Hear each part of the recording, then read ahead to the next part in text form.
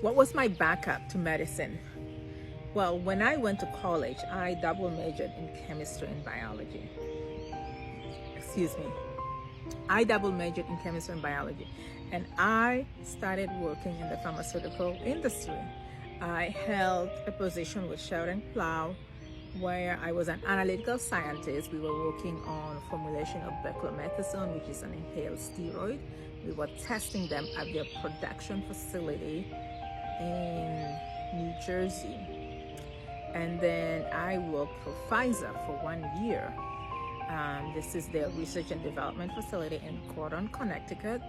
And I worked with formulations of cetirizine, which is here commonly known as Zyrtec, and also formulations of azithromycin.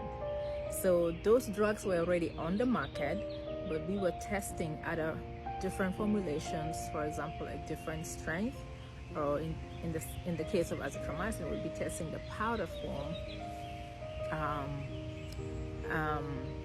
And yeah, did I like those things? Yes and no. The one thing about them is that it seemed dry. The subject matter was dry. I could not, it wasn't something I'll go home and be dreaming about or be excited about or be super passionate about. It just seemed to lack excitement, lack it lacked life. Now, something else also is that with the pharmaceutical industry, when you're doing research and development, your timeline is many, many years. Imagine working on one product for like 2 years before it moves to the next stage and it's off your hand and you receive a new product. Most of the work has to be legal, has to be well documented. At that point, we were writing by hand. So it wasn't really something that I was super excited about. The other thing also was that I was entering in as an assistant scientist, basically sort of right at the bottom of the hierarchy of what it needed to be. If I were to come in at a higher level, I would have had to have a PhD, and the path to that would take me as long as it would for me to be a physician. I had a college degree. You have to do a master's for 2 years and then a PhD for another 3 to 5 years. After all is said and done, I would have spent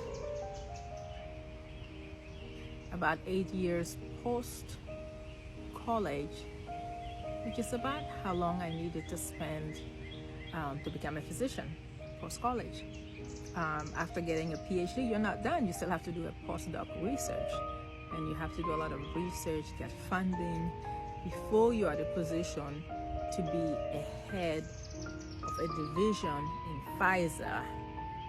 Okay, so my backup plan, I don't know, I didn't really like it that much. I wasn't passionate about it. I wasn't in love with it. It didn't excite me at night. And my income was definitely much, much lower as an assistant scientist at Pfizer compared to what I can make as a physician right now.